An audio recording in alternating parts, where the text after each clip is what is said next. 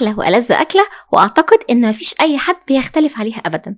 هي أكلة الكشري الأصفر المعروفة عندنا كلنا، أو ساعات بيسموها كشري اسكندراني. هي منقذتي في الأزمات، أسرع أكلة ممكن أعملها، وكل حاجة جنب بعضها بتخلص في وقت واحد. لو عندي شغل في البيت أو صحي متأخر ورايا أي حاجة محتارة أطبخ إيه، هي أكتر أكلة لذيذة كلنا بنجتمع عليها هي الكشري الأصفر. فورا حطيت البيض يتسلق عليه ملح وشوية خل، وبعدين علشان اختصر الوقت اثناء ما انا بقشر البطاطس وبقطعها، كنت حاطه حله فيها ميه سخنه على النار تسخن.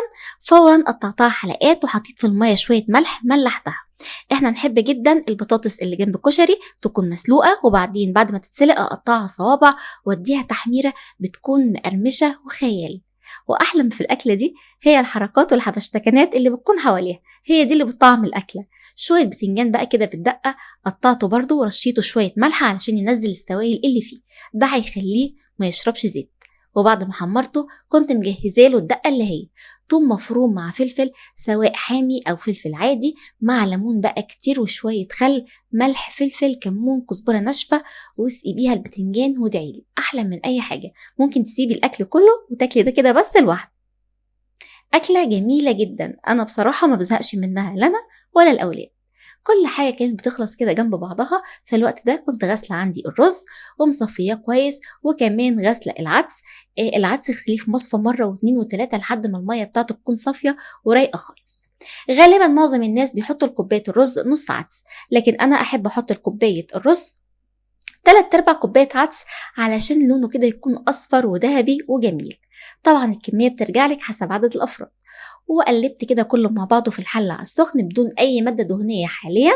نصبر للآخر ونشوف أنا هحطله المادة الدهنية إزاي. شوية ملح وشوية كمون، أي بقوليات في الحياة بتحتاج كمون علشان خاطر ما يتعبش معدتنا. وشوية مية سخنة كده من الكتل، نظبط بمقدار عقلة صابع أو كف المعلقة، ونغطي عليه لحد ما يتشرب. النار تكون عالية، وأول ما ابتدي يتشرب نخليها هادية خالص. فالوقت ده كنت أتحاله زيت كويس جدا مع معلقة سمنة بلدي، وطشيته الطشة المحترمة اللي هي ده هيخلي ريحته بقى في منطقة تانية خالص، ومفلفل وجميل وريحته تجيب لآخر الدنيا. في ناس بتسميه كشري اسكندراني، واحيانا يعملوا له بصل محمر زي اللي بيعملوه جنب الكشري المصري، واحيانا يعملوا له صلصه. والله كل واحد بياكله بطريقته، وكل واحد على حسب ما اتعود. في النهايه هو كشري بالعدس، وفي ناس كمان بتقول عليه رز بعدس. أكلة جميلة لذيذة مغذية، وعلى فكرة هي ما بقتش بسيطة أبدا، هي كمان بقت مكلفة زيها زي أي حاجة، جنب شوية سلطة وشوية مية سلطة كده عشان مرونة. البيت بتاع ده حركته، والبيت بتاع بقى الجماعة الباقيين هما بيحبوه كده مسلوق زي ما هو، مع شوية ملح وفلفل. وأحلى أكلة، وبالهنا والشفا، بدل حيرة كل يوم في الطبخ.